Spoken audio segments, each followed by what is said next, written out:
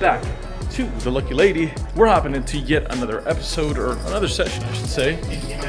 We've got these gentlemen here ready to blast, so let's hop into it. Let's play some poker, y'all.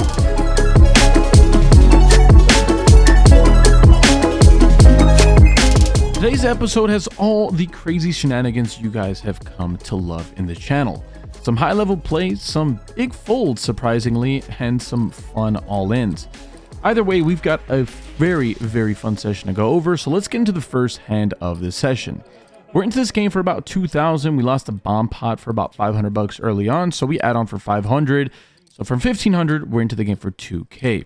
In the first hand of the no-limit holdem variety, I look down at ace-queen offsuit here for middle position. I go ahead and raise it up to 30 bucks.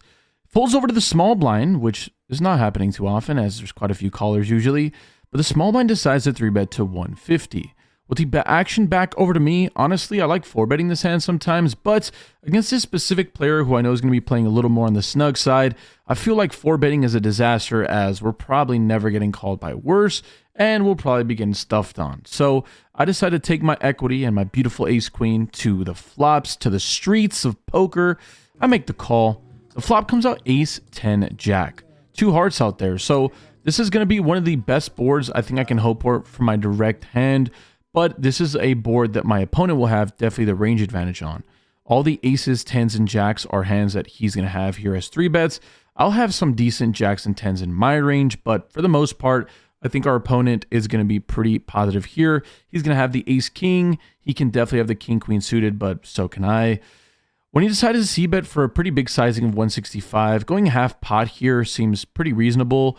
I think on a board this wet, it's probably okay to go this big, but I mean, what the hell am I kidding? I hardly know what I'm talking about. Anyways, I think my hand's just way too good to fold, and obviously not good enough to raise, and doesn't have enough, I guess, equity to raise as a bluff. So I just make the call. We're gonna off to a turn card that comes with 10 of spades. At this point, my opponent double barrels for 200, and like the alarm bells start ringing. I'm a little worried now, as the only hand that I can beat that I can credibly give my opponent is like maybe a hand like ace-5 suited, which is something that the solver loves getting freaky with, just clacks it up. But in reality, I'm just like honestly stone dead here. I'm chopping with ace-queen, which is obviously something my opponent can have, but considering I have an ace and a queen, it's a little less likely. So when he bets 200 here, I have to call at least one more time because it'd be a little goofy to fold. But we still got to worry about some hands like pairs and flush draws I can get there. But when the river card comes to 7 of clubs, I'm just hoping for my opponent to check it back. I don't see any merit in betting here if it gets checked to me. It does get checked to me, and as we said, I just don't see any possibility in checking here. I mean, you guys know me. I'm all about going for some thin value, but in this exact spot, feels a little sketch. So I decide against it, and I just decide to check it back. And my opponent ends up showing pocket king, so I thought I needed a king. It looks like I didn't, and I'm happy that the board ran out as it did. It really feels good to get up early in the session. Quickly, we are up over $500-600 at this point. In this next hand, the video starts from the flop, so I've got some catching up to do. The button decides to limp it. I'm in the small blind. I look down at jack-8 off. Considering how passive we've all been playing, it's been mostly about chatting and the atmosphere around the poker play. It seems fine to just limp in here. My hand's not that great, but I'm assuming that we're not going to be faced with any isolation raises here, and it seems like I assumed the right thing, as after I limp, the middle blind limps and the big blind checks his option. We're going off to a flop here that looks pretty good to me. We flop top pair on a very, very wet board texture, connected, there's flush draws out there. With the action checking over to the button decides to throw out a bet for $5. Yeah, $5. Pretty small bet here. We're going to just treat this as a check. So if somehow it checked all the way around and I still get an option to bet, I think betting my top pair makes the most sense. I do have the jack of diamonds if that's worth anything, but we can still get called by so many hands that are drawing out there. So I decided to raise it to 35. The middle blind calls, the big blind folds, and then the button calls. We're going 3 ways off to a turn card that looks pretty inconsequential, as it's the 3 of hearts. Sure, it brings this second flush draw, which is something to worry about, but for the most part, we're not really buying any of it. I think at this point we have a pretty clear bet for value. I decided to bet 40 bucks, but this is a pretty grave mistake, and both players call once again. Here we are going off to a turn card, looking to find some form of a brick, but somehow I find it. It's the deuce of spades. I think I had a pretty easy check on the river outside of specifically a card like the deuce of spades or like an offsuit 3.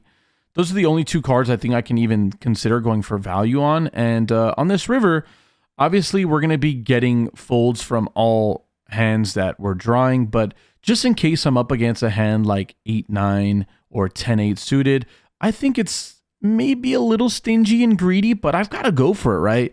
I bet $100, middle blind fold, so obviously he had some kind of combo draw.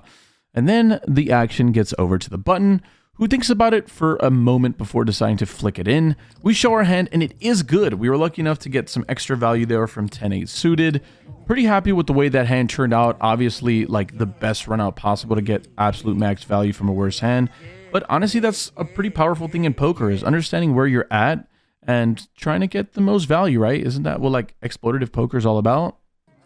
Once again, we find ourselves in a very limp, happy party. There's like 4 limps when the action gets to me in the big blind, and we look down at a squeezable ace-queen off. Oh man, this is what dreams are made of. When you really think about it, when you find yourself on the button or in the big blind and there's a bunch of action ahead of you or a bunch of limps in front of you, and you just look down at a premium, a squeezable. Finally, I'm not bluffing. I've got a good hand. I raise it up to 75, the middle position player, and then Dentist Dave here from the middle blind decides to call. We're going off to a flop here that is as good as it's ever going to get for ace-queen, queen 9-3. This is a very wet board texture. I feel like every flop today has been super wet. Flush draws, straight draws, everything's out there once again. So with the action checked over to me, I think I make a pretty reasonable bet of about $100. With the action on middle position, he makes the call, and then Dentist Dave decides to raise to 200. Well, this is a little sketchy for sure, as Dave can have like infinite things here. Limp calling definitely could have a hand like 3s or queen 9 suited, or even queen 3 suited maybe if he's getting a little frisky. But I think we're still ahead of a ton of his, semi-bluffs if he happens to have a hand like 10-9 of diamonds, jack-9 of diamonds, ace-9 of diamonds, or even a hand that we beat like queen-jack or king-jack, or king-queen. These are all hands that we're beating that are still doing this for value. So with the action on me, I decide to min click it back and I 3-bet to 400. Once again, the middle position player just calls and the action's back to Dave once again. Dave is finding all this quite funny and then, just decides to just blast straight into my face a $600 bet. Somehow we have a 4-bet pot on the flop. I have top. It's super, super wet out there and I've got a face a bet for $200 more. At this point, I think if I call here, and I realize this is not something that most people are going to be coming across, as we're just obviously clicking buttons at this point. But the one thing I think we can understand is that we don't want to incentivize the middle position player from coming along here. If I just call, we just bloat this pot massively. We're out of position to one of the players, and pretty much everyone has like uncapped ranges going to the turn. As stupid as it sounds, like 5-bet jamming on a flop sounds so dumb, but I mean, is it really that bad? We have top. I'm just not going to get away from my hand really, unless the turn's like a disastrous king of diamonds. Like, I'm just not folding anyways, so I'd rather get this heads up and hopefully I just cool off my opponent. If he happens to have a big draw like jack 10 or king queen or something, like we're just going to get it in the middle anyways, so I just decide to go all in. I go all in for about 2.1k. Middle position player thinks about it for quite some time. We're really hoping that he folds. We just do not want to go 3 ways off. It would be tough to win that. Luckily for us, he decides to fold, and Dave pretty quickly decides to make the call. We're going off to a turn and river here twice. On the first board, it comes out with the 10 of clubs on the turn, not great, and then the 3 of clubs on the river. The turn on the second board comes out the ace of diamonds, giving me top 2 pair, but does bring in that front door flush. And then the river card comes the 5 of clubs. I show my hand and we are good somehow. Seems like Dave had a hand like king queen there or something like that. He flashes as a queen, so pretty obvious that it was just kind of a cooler situation. As much fun as that hand was, I mean, jokes aside, 2 people flopping 2 pair and the 2 most aggressive players, it just kind of lends itself to being a cooler. Either way, we've got some more poker to get over, so let's get into it. In this following hand, there's a $20 under the gun raise. The button makes a call, and I'm in the small blind, and I look down at ace-king offsuit. Pretty clear-cut 3-bet, I make it 125. Only the button player, Dentist Dave, decides to make the call, but we're going off to a really good flop that comes out ace-queen 6 with 2 diamonds. Yet again, another super wet board texture where we have a pretty easy slam dunk c-bet. We do have the king of diamonds as backup, but I mean, top pair, top kicker, how the hell can you be upset? I make a c-bet for a tiny sizing of 40. My opponent makes a call. We're going off to a turn card that comes a beautiful jack of spades. Yeah, you can probably hear the sarcasm in my voice. King 10 now gets there, queen jack now gets there, ace jack now gets there, jack 6 suited gets there. It's honestly not a fun turn card. It's pretty bad. And yeah, let's compound on some not exciting things and bet 65, again, really small. And then my opponent raises to 200. Well, this is the problem with leading out here, is that I can still be good here, but can I even withstand any pressure if we get to the river? Hard to tell, but at this exact juncture, I've got to make the call. I go ahead and make the call for 200. We're going off to a river card that comes out the 3 of spades. So the front door flush breaks out, and when I check over to my opponent, Dentist Dave pretty quickly decides to go all in for 1.2k. This little pot has now ballooned to something pretty massive. And with an overbet pot here on the river, an overbet pot river bet on the river, yeah, not fun. I have top pair, top kicker. It's hard to fold here against anyone, but I don't know. I just did the thing in poker that people should never do, and I don't ever advocate for this, but I just put my opponent on 2 pair, but specifically like jack 6 of hearts or something. I don't know why, but I just felt like my opponent had like queen jack or jack 6, like just something like that. And I think about it for like 2 seconds, it feels like, and I just fold. Like, whatever, dude. Like, you know, if you own me, you own me. But like, I don't know. I just had this weird gut feeling in me, and I just went with it. So before I let you guys know what Dennis Dave has, I will pause the video here, and at the end of the video, I'll let you guys know what he has as he shows it to the vlog. Shout out to Dennis Dave. Always one of the most fun and exciting people I can ever play poker with. Also a good friend off the table, and he was nice enough to show us his hand. So let's start over me in the mid-session update, talk a little bit more about what's happening in the session, how we're doing, and we'll get back to the next hand right after that. Gentlemen, this session is going rather swimmingly. It is getting late in the day right now, but we're just hanging out. The casino floor is popping here at the Lucky Lady. You should be expecting to see us here on Sunday, 1 p.m. Lucky Lady, you know the vibes. Should be exciting. Also, guys, breaking freaking news. My 200th episode's coming up, and I was thinking, hey, how can we make it special? I got a great idea. Why don't we call up Ryan Feldman and get ourselves a seat on the Hustler Casino Live? Let's go! Super excited about it, guys, which is a Thursday. So stop in and say hello. If you want me to win, lose, draw, whatever, I mean, I hope you guys come and enjoy the show. I'll try to put one on. Kind of getting too excited for myself. I got to get back to the poker game. Poker peeps are calling me on Sunday at the Lucky Lady if you're here. Otherwise, I'll see you on the Splash Squads, or I'll see you on the live stream on the Splash Squad Sunday night. Have a great day, guys. Thanks so much for watching. Oh, I still have to play poker. What am I talking about? We only have like 3 hands so far. Let's go. So after that brief little walk away from the table, we're feeling re-energized and excited. Poker is really fun today. Playing with all my friends, blasting it off, and obviously running good. We love it. In this next hand, I looked down an ace 9 of clubs here for middle position. I raised to 30. Action folds to the small blind, who's another very wonderful friend of the vlog, Mr. Wade. He 3-bets to 75. Although my hand is not that great in a 3-bet pot, we're in position. It's a small 3-bet. It's the nuts. I go ahead and make the call. The flop comes out ace 8-7, a rainbow. At this point, my opponent c-bets for 40. I think I have a pretty easy call. Anything else would be weird. We're going off to the turn card that comes a king of diamonds, bringing a backdoor flush. At this point, my opponent checks to me, and there's a little bit of funny table audio. We're not going to get trapped by kings today. Oh, man. We can't play that scared. Well, scared enough to check here and maybe bet the river. So I check it back, and the river card comes e5 of clubs. Well, a pretty interesting river card has some straights come in now, but also a couple more aces now beat me.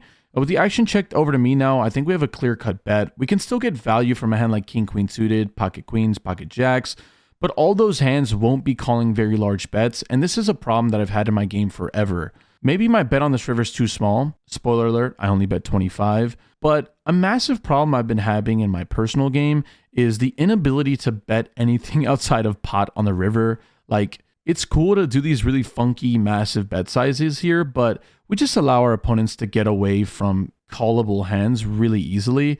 I think when we bet small here, granted 25 is a little too small, if we bet something in the neighborhood of like half pot or less, I think our opponent just has to look us up with like all of those pairs. King, queen, pocket queens, queen, jack, ace, deuce, like all these hands just have to like side call. So after I bet 25, my opponent pretty quickly does decide to make the call. And he shows pocket queens and would say that, honestly, that was as much as he was willing to call. He didn't want to call a big bet, and it seems like I made the right price. So, you know, maybe results oriented against a specific hand, but like I said, you know, it seems like we're playing pretty decent, and that's all right. Granted, it's pretty easy to play well when you're just hitting flops, but in this next hand, we have another fun one. I'm in the hijack, and I look down at king, queen of spades. Love this hand for so many reasons. I raise to 30, the button calls, the small blind calls as well. We're going three ways off to a flop here that comes king, jack, 9. What is it with these flops today? None of them are easy. They're super wet. They're super coordinated. Action checks to me, and I like the c-bet. I think c-betting here larger makes sense. We have a gutter ball to a straight. We have top pair with a really good kicker, and we're going to have range advantage on this board. I bet 60, about 2/3 here. Luckily for us, we're still three ways as both players make the call, and we're going off to a turn card that comes the beautiful 5 of clubs. Pretty big brick here. It does bring a backdoor flush, but with the action checked over to me, I think I can get value from worse hands, and that's all that matters. Both players make the call once again, so I'm now starting to shiver in my boots. Pretty much going to be checking back most rivers, especially when the river comes as 7 of clubs. Luckily for us, it won't even come to it, as the small blind decides to lead out for $400. You know what? Regular Kieran, as you guys know, would be so prone to just flick it in and chuck it up to a bad run out. But Kieran's a new man for many reasons. One of the reasons is he installed this thing called the fold button and the ability to think things over reasonably. Not a good run out. Hands like queen 10 of clubs still exist. 10-8 obviously makes a straight. A hand like ace jack of clubs now makes the nut flush.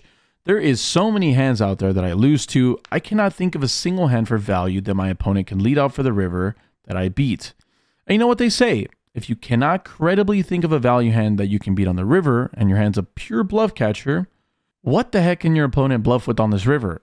I don't even know. Like, ace queen probably 3-bets pre-flop, so like I don't even think, and I blocked that, right? So, you know, in real time, all this thinking happens significantly faster, and I just throw this in the muck pretty quickly. Luckily for us, the button calls, so we get to see hands at showdown. The small blind shows ace 8 of clubs for the old backdoor flush that comes in. Great spot for him to get up a massive stack. Shout out to Wade. And luckily for us, we were able to get away from it unscathed. We put the money in the middle when we were ahead and ended up folding when we were behind. We're going to be wrapping up today's session with another really fun hand, as there's 3 limps when the action gets to the button. The button isolates to 30. Middle blind calls. I'm in the big blind. I look down at king 10 off. Probably okay to isolate this sometimes against players that I think would be folding, but the game's been pretty passive. Why the hell not just flick it in there? I make the call. One of the limper calls as well. We're going off to a flop 4 ways. That comes out ace 6 3.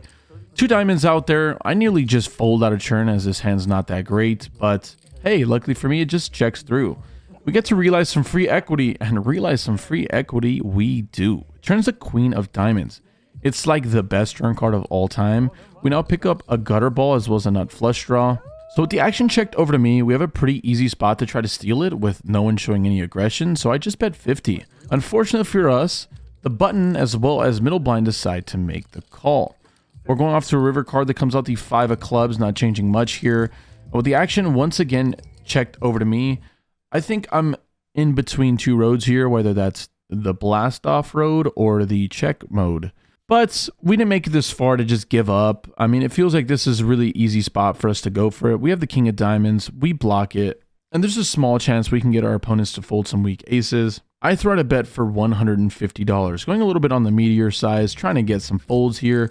The button pretty quickly makes the call, and then I just realized that I just tried bluffing a very rich man by the name of Dentist Dave from the middle blind. He calls as well. We show our hand proud as can be.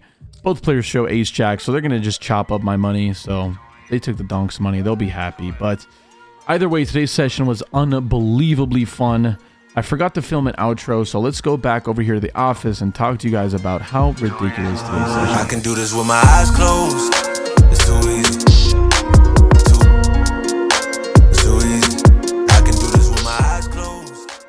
that was a really fun session. We ended up playing for nearly 5 hours. As you guys saw, we didn't get a ton of hands to play. We got most of those hands in like the first hour or hour and a half. We were just running super hot. The last couple hands obviously came at the tail end of the session, but we were like stone card dead. I could not add 2 cards up more than the number 9, like more than 5 times in like 4 hours. So we ran super hot at the beginning, cracking a couple big hands, and obviously really happy with my fold ace king there. And the reason being is, as you guys can see from this little video clip here, Dentist Dave had ace jack. I thought he had 2 pair, I just didn't think he had ace jack. I thought he had jack 6 or like queen jack or something, but you know, either way, we'll definitely take it every day of the week. Getting a good fold is not something that I can pride myself all that often on, and we found a way to make a couple of solid folds today, which is probably more exciting than the hands that we got the money in on. So pretty solid session all in all.